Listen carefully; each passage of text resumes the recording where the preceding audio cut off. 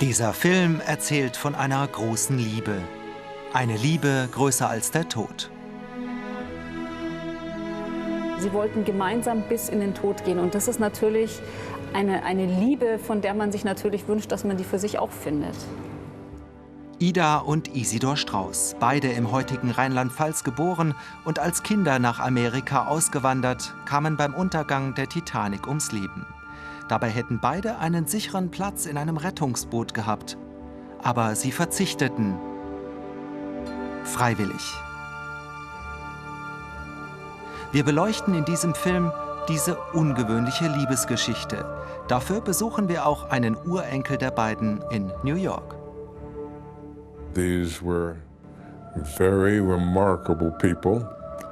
Das waren sehr bemerkenswerte Menschen, sowohl Isidor als auch Ida. Und ich fühle mich sehr geehrt, ihr Nachfahre zu sein.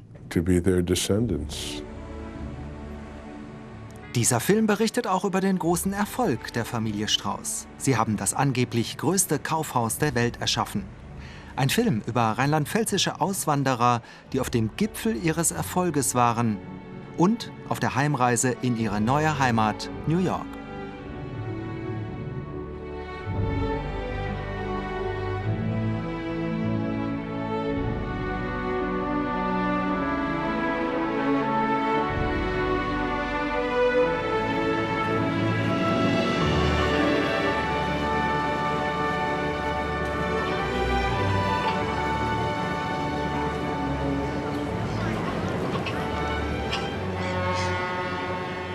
Mittwoch, 10. April 1912, Southampton.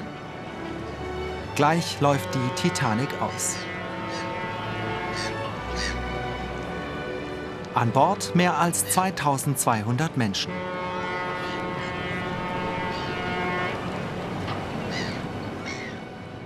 Auch Ida und Isidor Strauß besteigen das mehr als 50 Meter hohe Schiff. Nach einer Europareise wollen sie wieder nach Hause, nach New York. Das Ehepaar reist erster Klasse. Kein Wunder, die beiden sind Multimillionäre.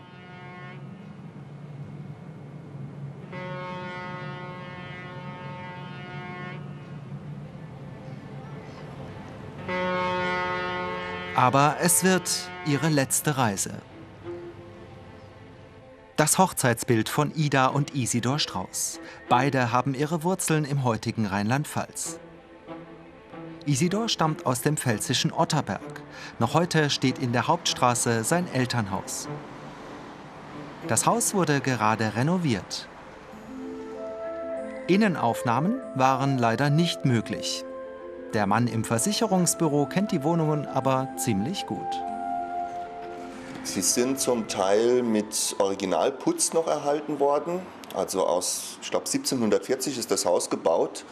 Da ist zum Teil die Originalbalken freigelegt. Die Wände sind also nicht begradigt worden, sondern im originalen Baustil erhalten. In der oberen Wohnung ist sogar fast das ganze Dachgebälk erhalten geblieben. Und auf dem Dach liegen noch die Originalziegeln von damals im 18. Jahrhundert. In diesem Haus lebte die Familie Strauß bis zu ihrer Auswanderung nach Amerika. Isidors Vater Lazarus Strauß suchte im Jahr 1852 sein Glück in der neuen Welt. 2 Jahre später folgten ihm dann seine Frau und die 4 Kinder. Isidor war 9 Jahre alt, als er in Amerika ankam. Wenn man das mal erfährt, was hier eigentlich an Geschichte herrscht, dann hat man schon ein bisschen ehrfürchtiges Gefühl, ja. Den Historiker Roland Paul hat die tragische Geschichte der Familie Strauß vor 2 Jahrzehnten gepackt und bis heute nicht mehr losgelassen. Lazarus Strauß handelte mit Saatgut und Getreide. Er war liberal gesinnt und stand den 1848er Ideen nahe. Aber er wanderte nicht in erster Linie aus politischen Gründen aus. Lazarus Strauß hatte sich verschuldet mit seinem Geschäft. Das war dadurch bedingt, dass er seine zahlreichen Geschwister auszubezahlen hatte, wie das eben üblich war. Und zum anderen war es natürlich eine Zeit großer wirtschaftlicher Probleme in der Landwirtschaft, im Handwerk. Die Industrie hat noch nicht eingesetzt, Industrialisierung in unserem Raum. Es gab wenig Arbeitsmöglichkeiten. Darunter litt natürlich auch das Geschäft von Lazarus Strauß. Er ist dann eben 1852 ausgewandert, in der Zeit, in der die meisten Pfälzer ausgewandert sind. Das waren die schwierigsten Jahre die 50er Jahre des 19. Jahrhunderts. Es sind so viele Menschen aus der Pfalz ausgewandert, dass zeitweise sogar die Bevölkerungszahl der Pfalz durch die große Auswanderung rückläufig war. 1852, als Lazarus Strauß in die neue Welt aufbrach, wanderten mehr als 8000 Pfälzer aus. Viele waren jüdischen Glaubens. Das hängt damit zusammen, dass die Juden immer noch nicht so das volle Bürgerrecht hatten. Und sie haben Jahre und Jahrzehnte dafür gekämpft. Erst in den 50er, 60er Jahren, schließlich erst mit der Reichsgründung 1871, haben sie das volle Bürgerrecht bekommen. Und vorher gab es immer noch Einschränkungen, gerade auch was den Handel betrifft. Für die Auswanderer waren die ersten Jahre in der neuen Welt oft hart. Ein Denkmal in New York erinnert an die Ängste, aber auch an die Hoffnungen der Neubürger.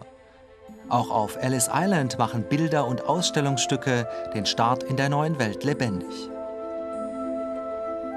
Die ersten Jahre waren auch für den pfälzischen Juden Lazarus Strauß eine harte Zeit. Er hat sich zuerst als Kleinhändler in Georgia angesiedelt, in einem kleinen Ort, Talbotton. Dann ist er nach Columbus in Georgia umgesiedelt. Und erst nach dem Ende des Bürgerkrieges, nachdem auch die Stadt Columbus zerstört war, ganz am Ende des Krieges, ist er umgezogen, zunächst nach Philadelphia und dann nach New York. Und dort begann erst der Aufstieg der Familie Strauß. Alle drei Söhne legten beachtenswerte Karrieren hin. Der jüngste Bruder, Oskar Salomon Strauß, wurde 1906 Minister für Handel und Arbeit und damit das erste jüdische Kabinettsmitglied in der US-Geschichte. In Otterberg ist dieser Platz nach ihm benannt. Nathan Strauß machte sich unter anderem als Präsident der Gesundheitskommission von New York einen Namen. Und zusammen mit seinem Bruder Isidor war er als Kaufmann sehr erfolgreich. Nach und nach übernahmen Nathan und Isidor das schon bestehende Kaufhaus Macy's. 1894 gehörte es ihnen dann ganz und sie machten es zum größten Kaufhaus der Welt, zumindest nach der Eigenwerbung. Man weiß es nicht, woran das hängt, ob das in den Genen war, das müssen wir mal einfach offen lassen. Jedenfalls hat Lazarus, der Vater, schon darauf geachtet, dass seine Söhne auch eine gute Ausbildung bekommen haben. Und das war sicher auch ein Grund für den großen Erfolg der Söhne.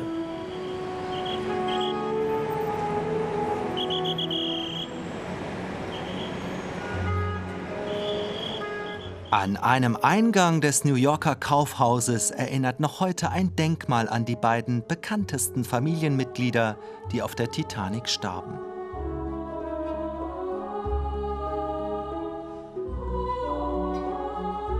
»14. April 1912. Für Isidor, Ida und die anderen Passagiere in der ersten Klasse gibt es ein erstklassiges Menü. Unter anderem stehen verschiedene Austern und Lamm mit Minze auf der Speisekarte. Isidor und Ida ahnen nicht, dass es ihr letztes Essen sein wird. Am selben Tag schreiben sie ein Telegramm an ihren Sohn Jesse. Das letzte Lebenszeichen. Eine schöne Reise, ein schönes Schiff. Wir fühlen uns wohl. Was gibt's Neues?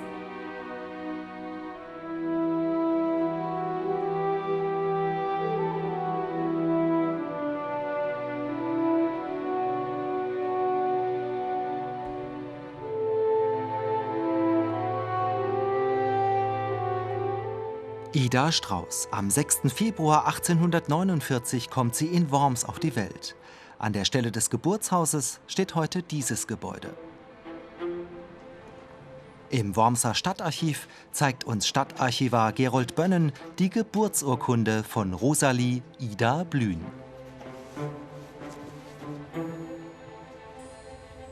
Etwas schwieriger gestaltet sich die Suche nach dem Grabstein von Elias Blühn, Großvater Idas, der auf dem jüdischen Friedhof in Worms begraben liegt.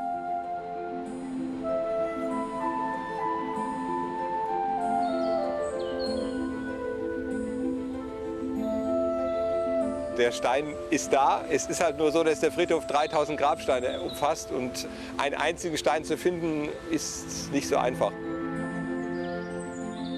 Aber schließlich finden wir ihn dann doch.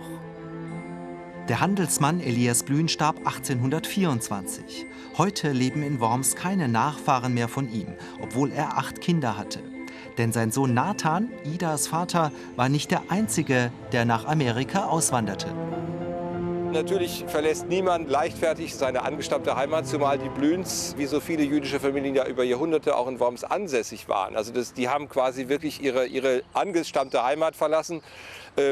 Das erforderte schon Mut. Und es ist dann so, wie oft bei diesen Auswanderungen, dass dann einer den Anfang machte. Der allererste war der Vater von Ida, der dann 1850 Deutschland verließ. Und der hat dann Neffen, Geschwister und so weiter bis in die 60er Jahre quasi nachgeholt, sodass wir einen großen Teil der Familie dann in den 60er Jahren in den USA haben. Nur wenige Blühns blieben nach 1860 in Worms. Und die in den 1930er Jahren nicht vor den Nazis flohen, wurden von ihnen ermordet. Die Familie Blühn war politisch und gesellschaftlich engagiert und modern. Idas Vater kämpfte für die Rechte der Juden und der Frauen. Man war sich darüber im Klaren, dass die Frauen zurückgesetzt waren, wollte das modernisieren, reformieren. Und an diesem Prozess einer Hinwendung zu Ideen des Liberalen und der Öffnung und der Gleichberechtigung der Frau, die ausdrücklich auf den Fahnen stand, waren die Blühns sehr beteiligt. Und es zeigt sich ja auch daran, dass die Töchter eine gute Ausbildung bekamen und dass man hier die traditionellen Trennungsgrenzen auch innerhalb der Gemeinde unbedingt überwinden wollte. Kurz nach Idas Geburt begann ihr Vater als Auswanderungsagent zu arbeiten. In der Wormser Zeitung schaltete er sogar Anzeigen. Sein Service: Auswanderern helfen, die in die neue Welt wollen.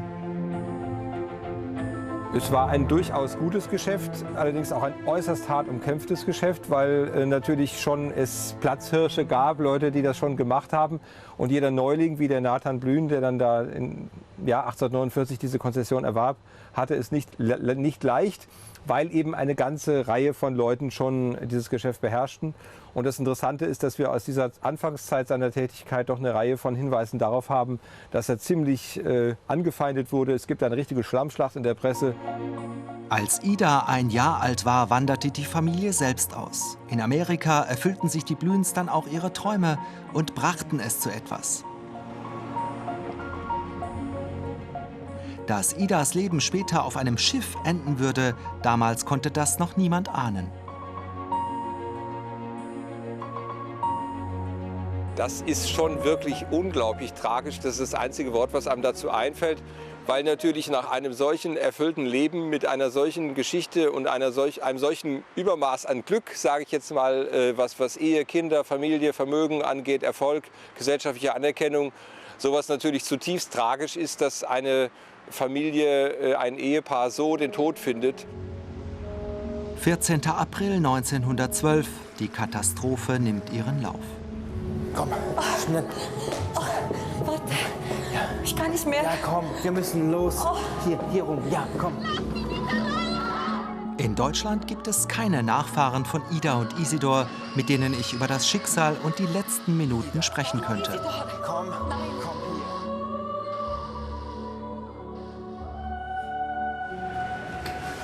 Deshalb Flug nach New York. Dort bin ich mit einem Urenkel der beiden zum Interview verabredet. Er hat eine Überraschung für mich, sagt er am Telefon. Ich fliege über das Gebiet, in dem die Titanic vor mehr als 100 Jahren sank. Ein komisches Gefühl.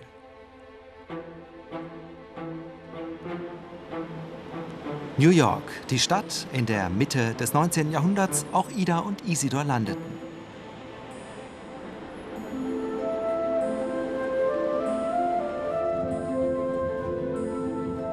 Der Urenkel Paul Kurtzman ist Professor für Sozialarbeit. Sein Büro ist im Norden von Manhattan.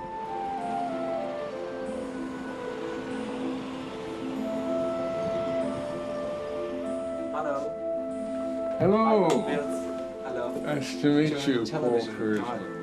You're fine?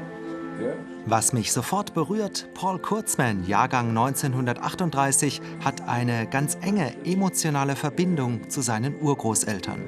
What a fortunate heritage I am privileged to enjoy. Ich bin dankbar für dieses glückliche Erbe. Das waren sehr bemerkenswerte Menschen und ich fühle mich sehr geehrt, ihr Nachfahre zu sein. And I consider myself honored to be their descendants.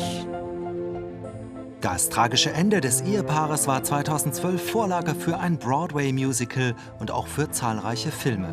Manchmal packt den Urenkel die Wehmut, wenn er einen dieser Filme sieht. Es hört sich komisch an, weil sie ja lange vor meiner Geburt starben. Aber ich vermisse sie. Der entscheidende Moment. Es ist klar, die Titanic wird sinken. Frauen und Kinder zuerst in die Rettungsboote. Auch Isidor hat als älterer Herr mit 67 Jahren einen sicheren Platz. Aber... Isidor, steig ein! Nein, Ida, ich kann nicht. Hier sind so viele Kinder und Frauen. Kinder? Was ist mit unseren eigenen Kindern? Mit unseren Enkelkindern?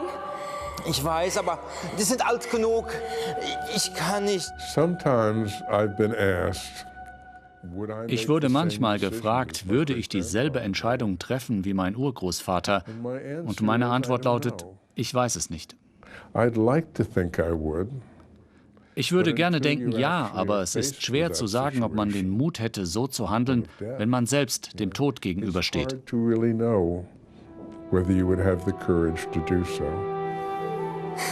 Und Ida? Auch sie trifft eine mutige Entscheidung. Wir haben lange Zeit zusammengelebt. Da, wo du hingehst, da will ich auch hin.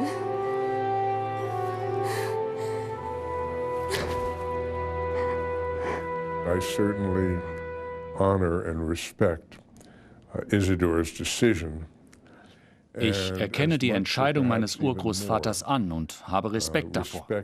Genau so oder sogar noch mehr ziehe ich den Hut vor der Entscheidung seiner Frau, das Rettungsboot zu verlassen. Dass sie mit ihrem Mann im Tod zusammen sein konnte, so wie sie mit ihm zusammen gelebt hatte.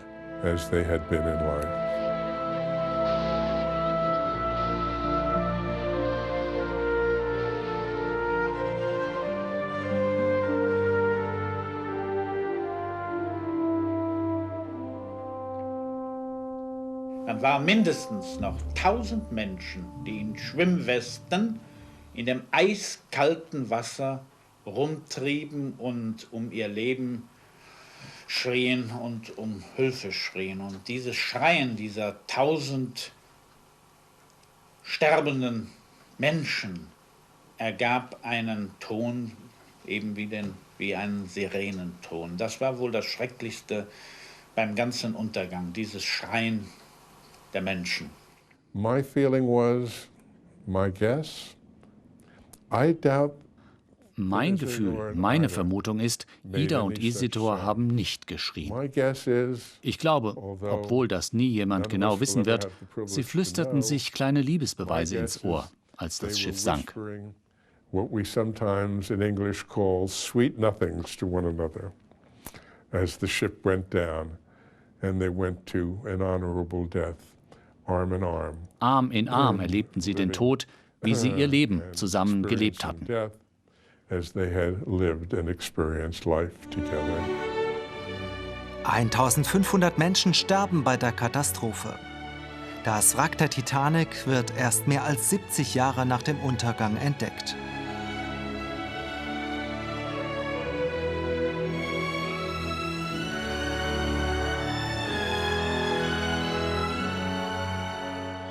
Seit Jahren beschäftigt sich die Journalistin Brigitte Saar mit dem Unglück.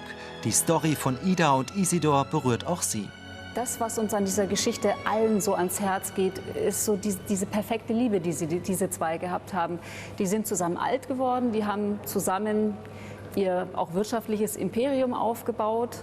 Und die waren sich so nah, dass sie auch in diesem Moment, wo zu befürchten steht, dass bald alles vorbei ist, eben nicht mehr auseinandergehen wollten. Sie wollten gemeinsam bis in den Tod gehen. Und das ist natürlich eine Liebe, von der man sich natürlich wünscht, dass man die für sich auch findet.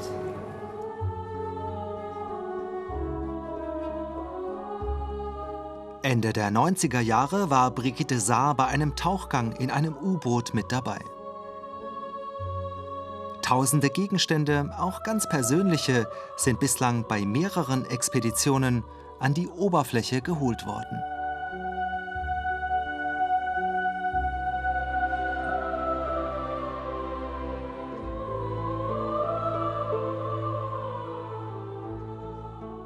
Da liegt dann eben ein Teller am Boden und man kriegt plötzlich, also ja, es schnürt sich einem das Herz zusammen, weil es so ein Gegenstand ist, den jeder von uns kennt und den jeder von uns schon mal in der Hand hatte. Und wenn man sich dann überlegt, wie viele Leute an Bord der Titanic so einen einzelnen Teller in der Hand hatten, der eine hat ihn gespült, der andere hat was drauf arrangiert, wir haben davon gegessen als Passagiere. Das ist so der Moment, wo man merkt, wie nah einem eigentlich diese Leute immer noch sind. Es ist nicht lange her, das waren Menschen wie du und ich. Und jetzt ist es soweit. Der Urenkel von Ida und Isidor zeigt uns seine Überraschung. Hier ist es, die Initialen IS für Isidor Strauss und innen die Bilder des ältesten Sohns Jesse und der ältesten Tochter Sarah, meiner Großmutter. Das goldene Medaillon wurde in Isidors Hosentasche gefunden, als seine Leiche kurz nach dem Unglück an der Wasseroberfläche entdeckt wurde. When I have that locket in my hand and when I open that locket, okay, I do have emotional feelings. Wenn ich das Medaillon in der Hand habe und es öffne, dann geht mir das sehr nah. Und ich weiß, als mein Großvater im Meer starb, hatte er dieses Medaillon in der Hosentasche. Was the locket that I am carrying in my hand. Das ist die stärkste Verbindung überhaupt. That's the most powerful of all. Auch zwischen der Stadt New York und der Familie Strauss gibt es noch heute eine starke Verbindung. Diese Schule trägt den Namen des bekannten Ehepaares. Und es gibt sogar einen Strauss Park. Die kleine Oase wurde 3 Jahre nach dem Tod der beiden eröffnet. Früher hat die Familie direkt neben dem heutigen Park gewohnt. Heute steht dort ein Wohnblock.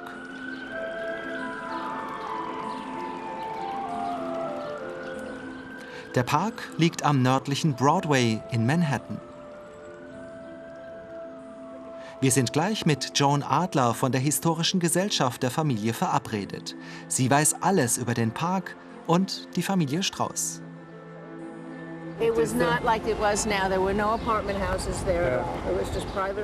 Es war nicht wie jetzt hier. Überall war Wald und die Kinder hatten Platz zum Spielen und es gab keinen Verkehr.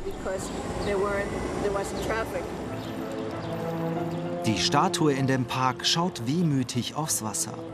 Und dazu passt irgendwie auch der Bibelspruch, der an Ida und Isidor erinnert. Wunderbar und liebevoll waren sie in ihrem Leben und in ihrem Tod waren sie nicht getrennt. Ich finde es großartig, dass es ein Park mitten in einer hektischen Stadt ist und dass er so gut von den Nachbarn angenommen wird. Den Leuten ist bewusst, dass die beiden auf der Titanic starben.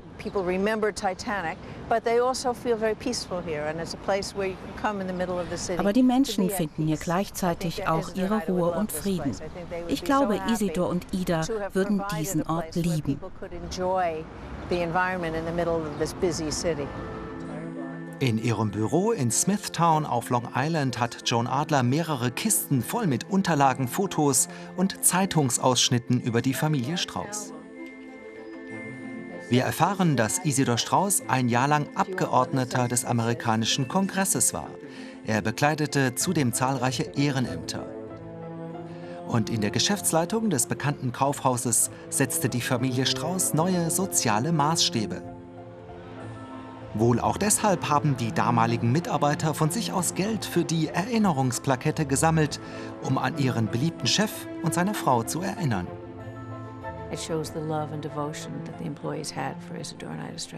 Es zeigt die Liebe und Ergebenheit der Mitarbeiter für die beiden. Ich bin sicher, das kam von Herzen. Die Familie hat sich um sie gekümmert. Es war das erste Geschäft mit einem Restaurant und kostenlosen Kaffee für die Mitarbeiter. Es gab eine festangestellte Krankenschwester und einen Arzt. Sie hatten sogar ein Feriencamp auf dem Land. Sie taten wirklich viel, enorm viel für ihre Mitarbeiter. Diese schätzten das. Und die Strauß-Familie kannte jeden Angestellten beim Namen.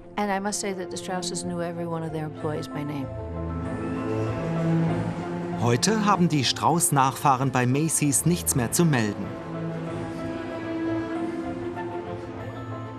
Aus der stilvollen Chefetage, dem Boardroom, wurde die Familie Strauß Mitte der 80er Jahre unsanft verdrängt.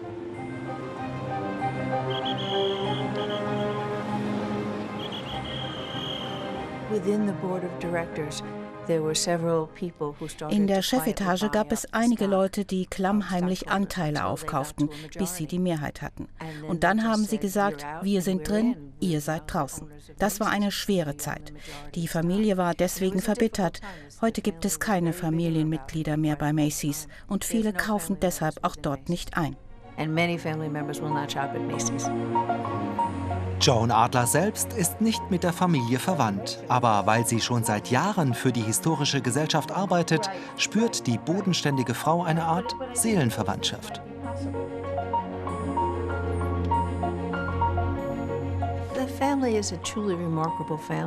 Die Familie ist wirklich bemerkenswert. So viele sind moralische und ethische Vorbilder. Sie kümmern sich nicht nur um sich selbst, sondern um die Welt. Die große Mehrheit ist sich des Erbes bewusst und der Gaben.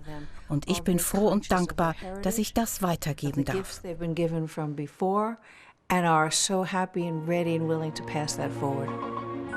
Ida und Isidor haben es Joan besonders angetan. Was würde sie machen, wenn die beiden jetzt durch ihre Wohnzimmertür kämen? Ich würde ihnen danken. Mir kommen die Tränen.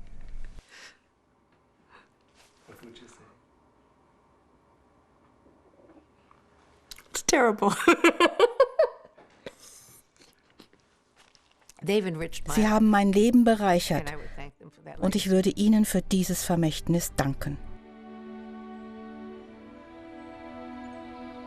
Bei der Trauerfeier für Ida und Isidor flossen auch viele Tränen. 40.000 Menschen sollen damals dabei gewesen sein. Das Familienmausoleum ist auf dem Woodlawn-Friedhof im New Yorker Stadtteil Bronx. Hier ist Isidor begraben. Die Leiche seiner geliebten Frau Ida wurde nie gefunden. Aber ein Spruch verbindet die beiden. Für immer.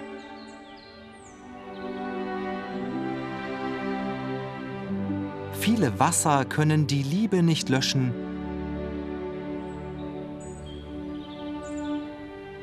Und genauso wenig können die Fluten sie ertränken.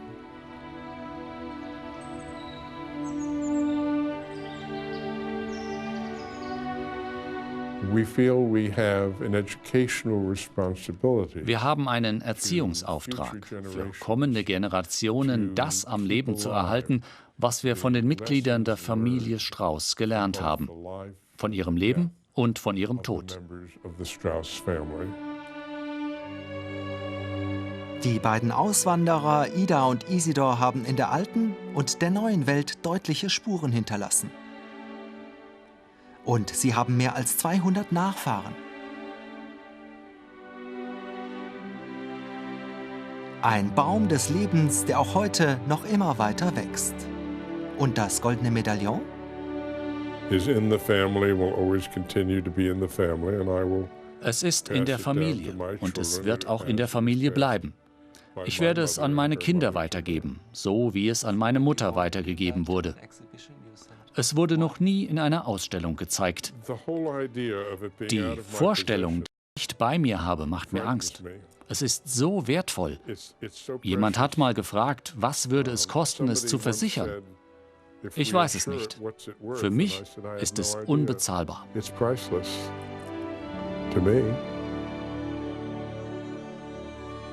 Kostbarer ist für den Urenkel wohl nur die Erinnerung an seine Großeltern, die bei einer der größten Katastrophen der Seefahrt ihr Leben verloren.